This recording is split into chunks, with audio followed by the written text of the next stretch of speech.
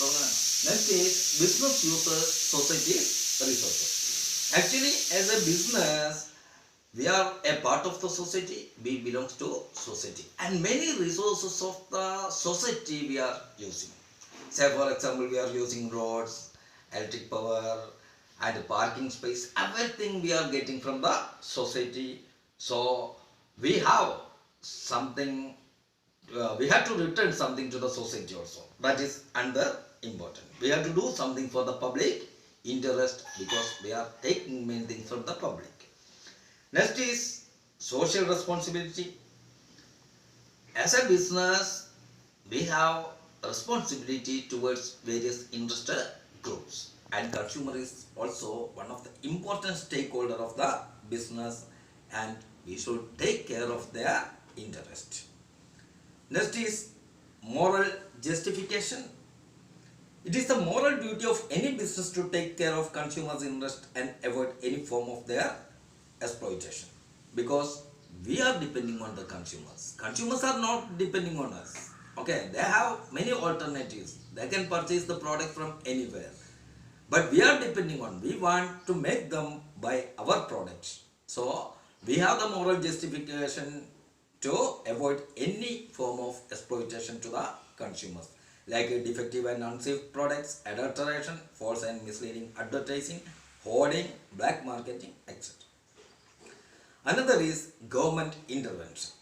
A business engaging in any form of exploitative trade practices would invite government intervention or action. That means if any business is doing opposed to public interest or doing unfair trade practices, the government may intervene and they may impose fine and other disciplinary actions may be taken against such a business organization.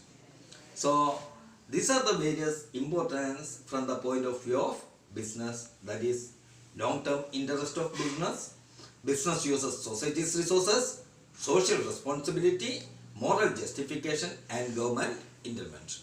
I think you are getting clearly. Okay, because I am not linking or I am not using more bilingual because of you are in Northeast, so most of you are learning in English medium only. That is why I am not mixing any other language.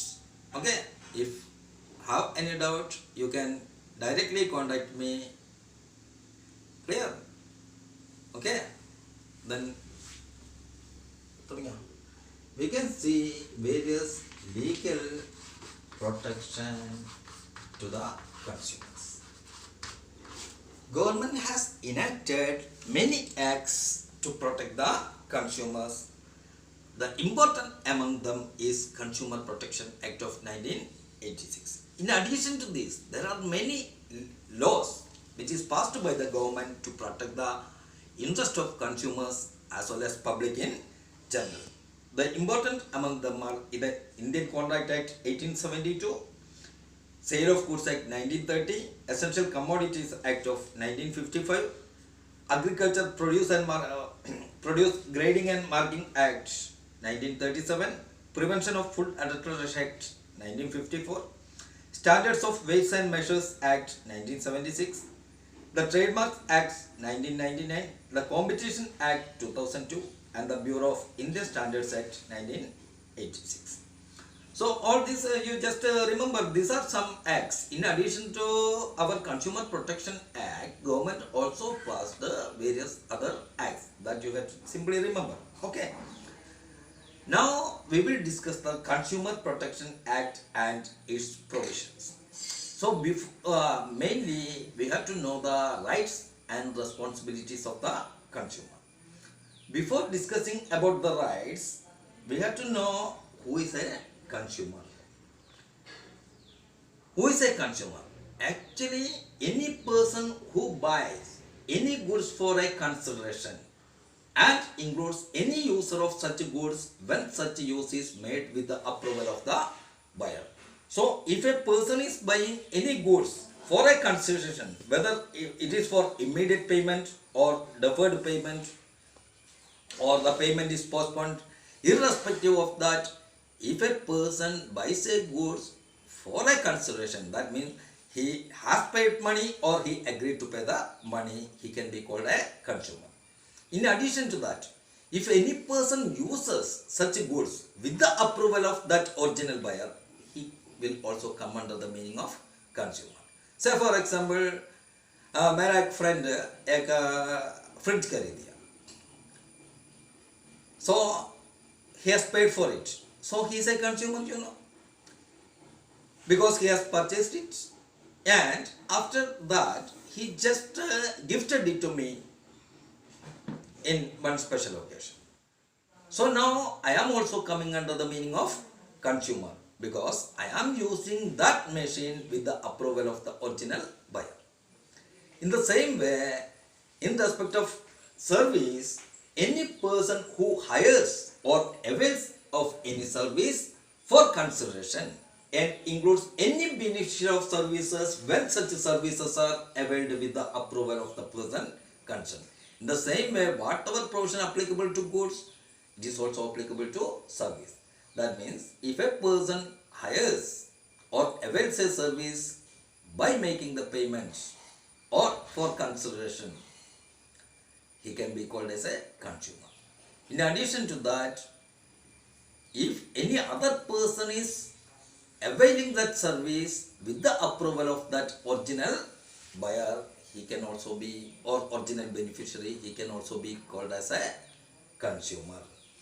Now, as per the Protection Act, means Consumer Protection Act 1986, there are some rights for the consumers. We will discuss it one by one.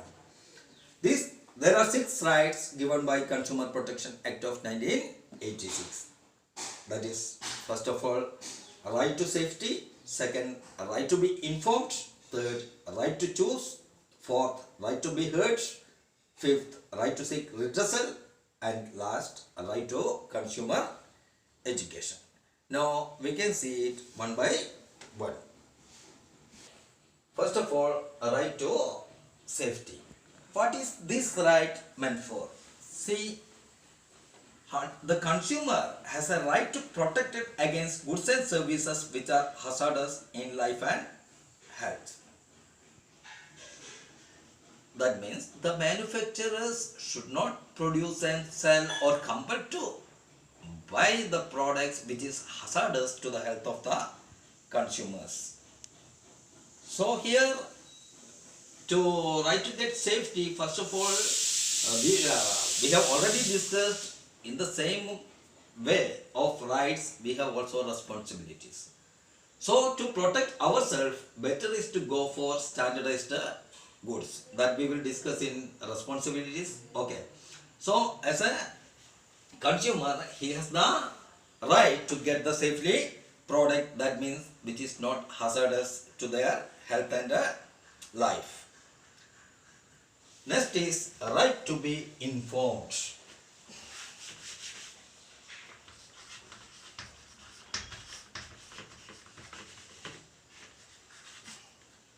Right to be informed. The consumer has the right to have complete information about the product he intends to buy, including its price, ingredients, date of manufacture, quantity, quality, directions for use, etc. So this information should be given by the seller in their packet and label. Next is right to choose.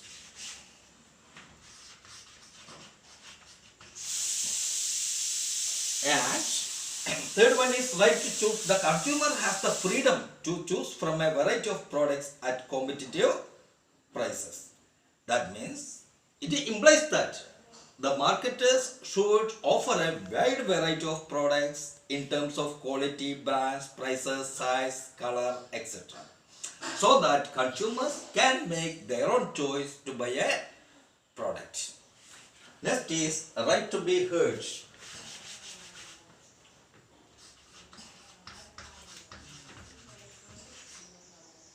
A right to be heard. The consumer has a right to file a complaint and to be heard in case of dissatisfaction with a good or service.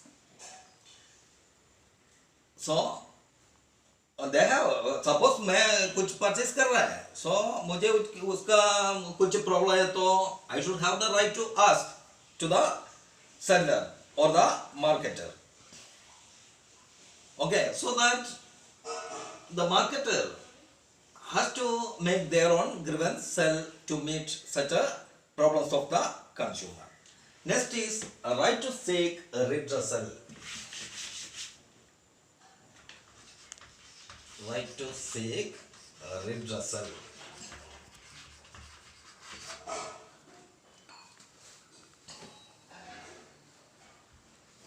Right to seek redressal means the consumer has the right to get relief in case of product or service falls short of his expectations. The Consumer Act provides a number of reliefs to the consumers, including replacement of product, renewal of defect in the product, compensation, etc. So actually, before going this stage, we can solve the problem if we have good consumer grievance cell. If say for example मैं एक stove पर करी थी but after 1 or 2 days it is exploded. So normally I will ask the marketer, that is my right to be heard.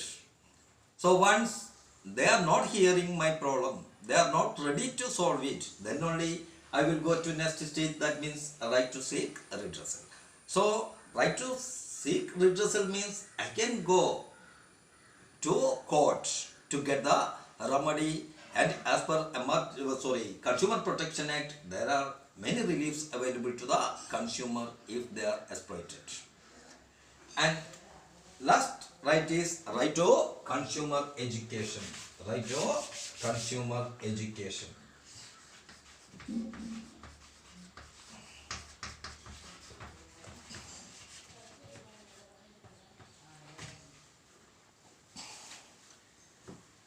So the consumer has a right to acquire knowledge and to be well informed consumer throughout their life. He should be aware about their rights and reliefs available to him. So many consumers organizations and some enlightened business are taking an active part in educating consumers in this regard.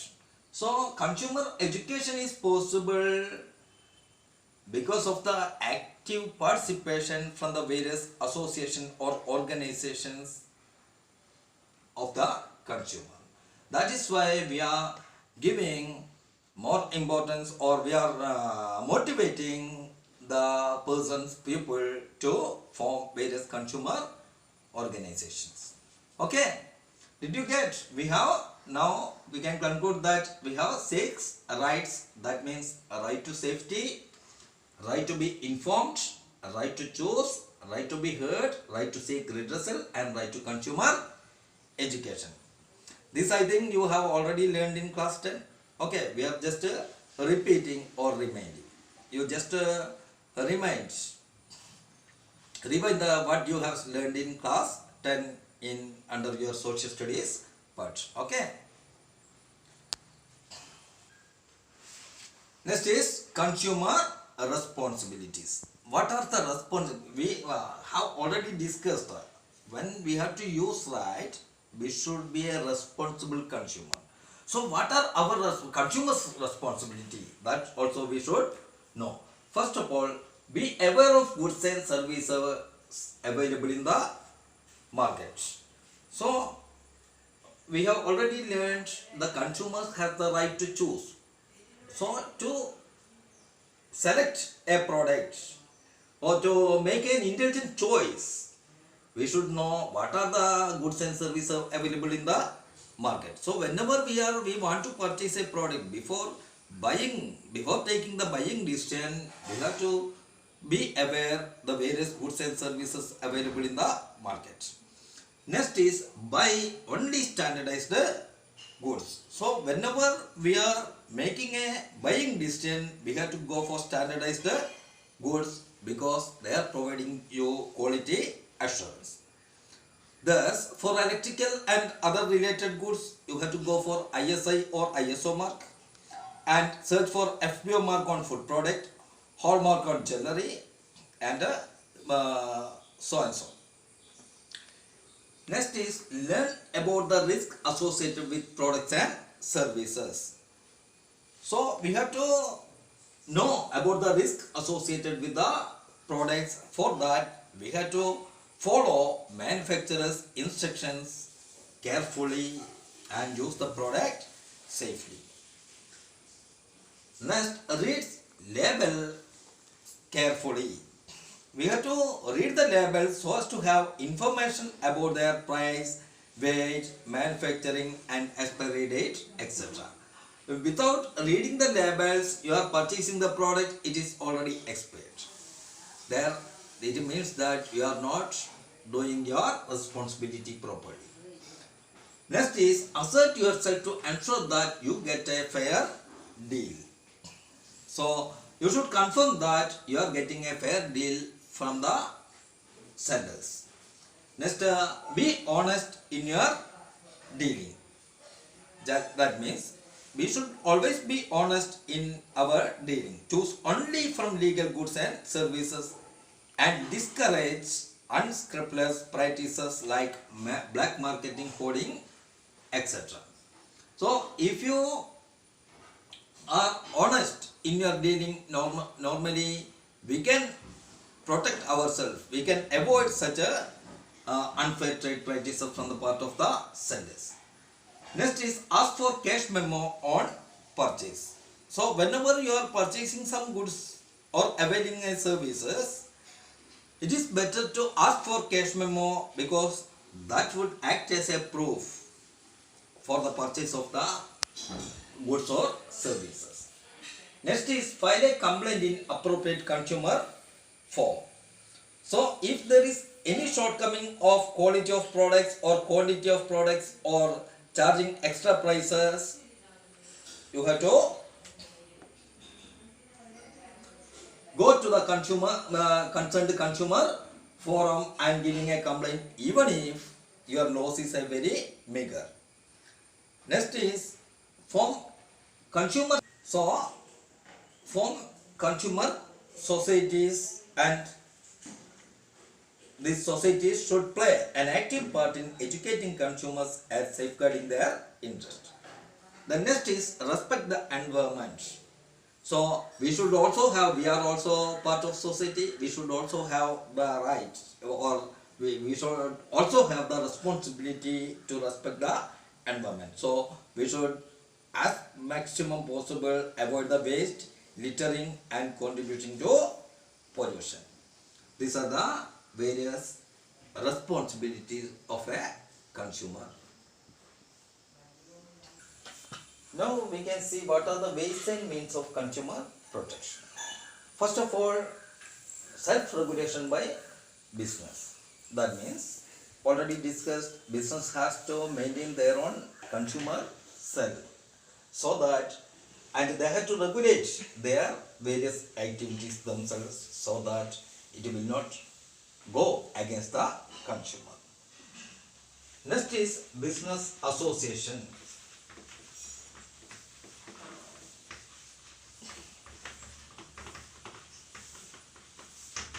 So there are many business associations that you know. This business association have a role to protect the interest of the consumers, like Federation of Chambers of Commerce of India and Confederation of Indian Industries. They have their own code of conduct. So if any business is going against this code, normally this association will ban that organization. Next is consumer awareness. Consumer awareness. So another important means a consumer awareness. That means we have to impart knowledge to the consumers about their rights and as well as responsibilities. Next is consumer organizations.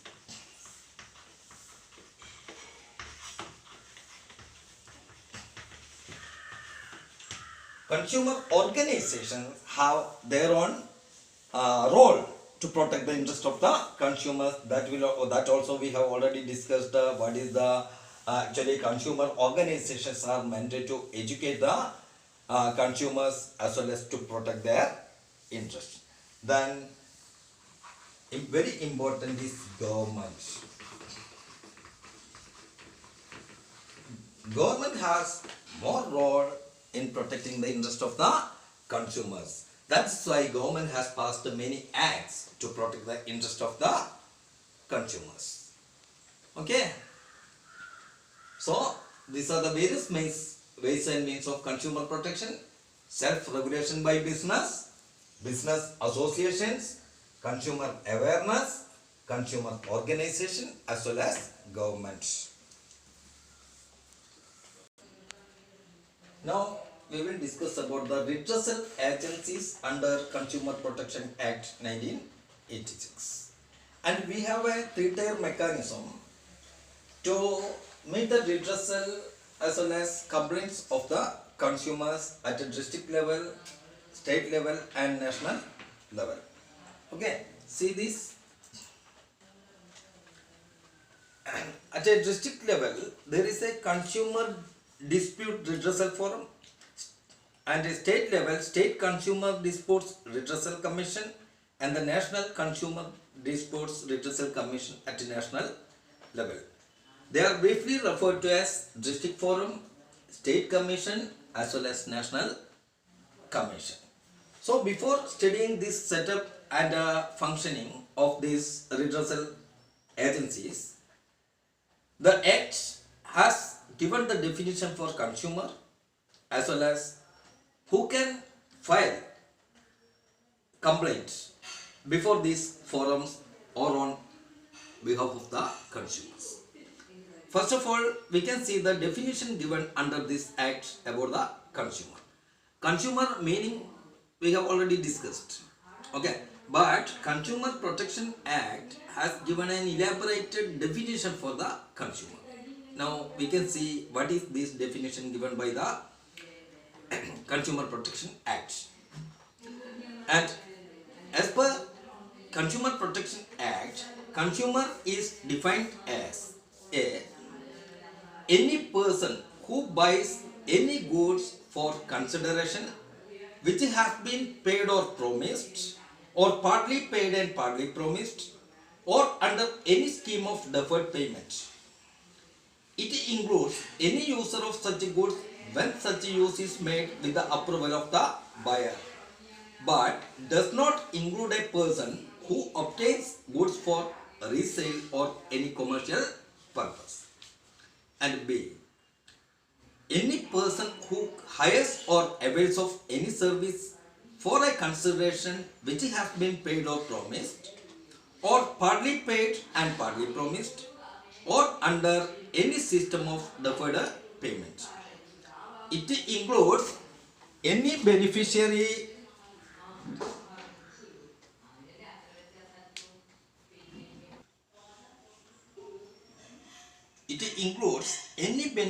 of services when such services are availed of with the approval of the person concerned, but does not include a person who avails of such services for any commercial purpose. So this we have already explained. Once more, it is given because this definition is given by the Act. So consumer means any person who buys a product or avails a service, and any other person who used such a product or avails such services with the approval of the original buyer or beneficiary. But very important point to remember is that it does not include a person who use such goods or avail such services for any commercial purpose or for resale purpose. That is very important. Now we can see who can file a complaint under this Act. Who can file a complaint?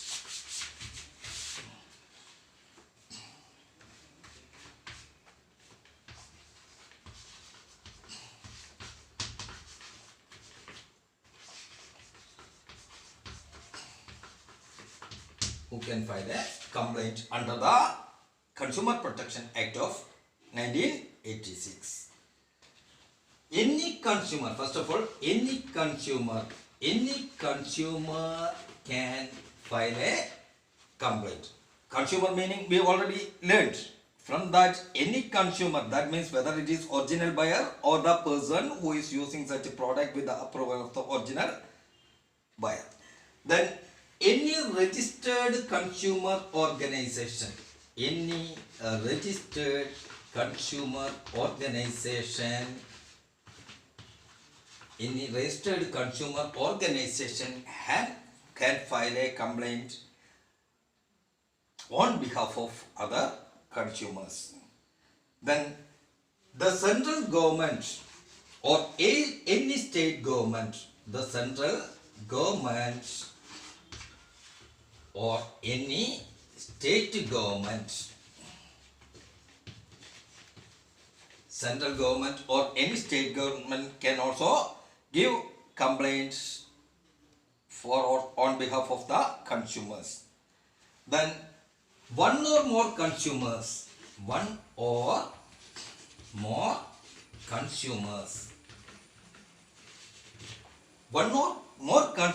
can jointly give the consumer on behalf of numerous consumers, on behalf of many consumers having the same interest. Then a legal heir or representative, legal heir or a representative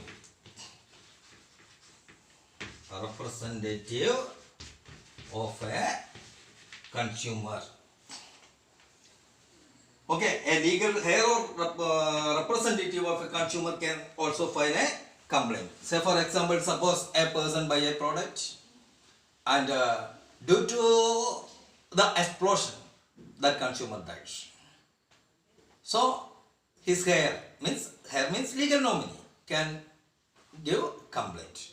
So as per the act, these persons or association can give the complaint on behalf of the consumer. First of all, consumer himself, then any registered consumer organization, then any central government or any state government, or one or more consumers on behalf of other consumers, and a legal heir or representative.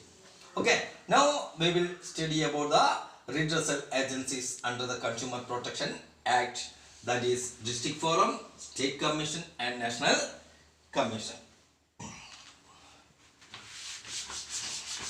First of all, we will discuss about the District Forum.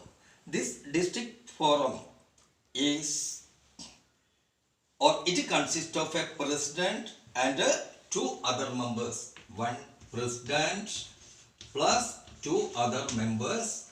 One among them should be a woman. And they are appointed by state government. These members have been appointed by the state government, and any person, any complaint up to rupees 20 lakhs along with the compensation claimed can give complaint in district, can file in district forum. That means up to rupees 20 lakhs. If any person having complaint including the compensation up to rupees 20 lakhs can give complaint under district forum. These are the three important points you have to remember about district forum. That means it consists of one president and two other members. One among them should be a woman, and they are appointed by state government. And third is the claim up to rupees 20 lakhs can be settled under district forum. Clear? Next is, and suppose any person is not satisfied with the verdict of this district forum, they can go to higher level, that means state commission, even if the amount is less than 20 lakhs. Now we can see the setup of State Commission.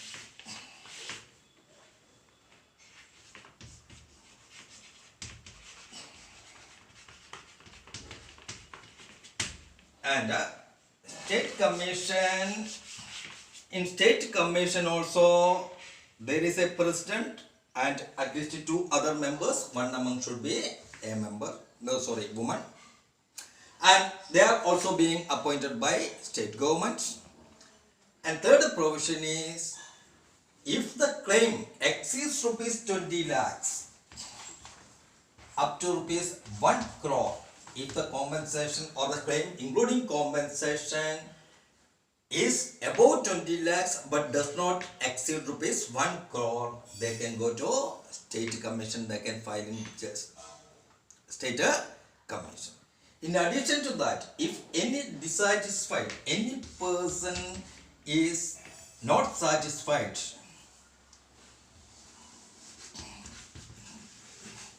any person is not satisfied the verdict of district commission, they can also go to state commission within 1 month from such a order.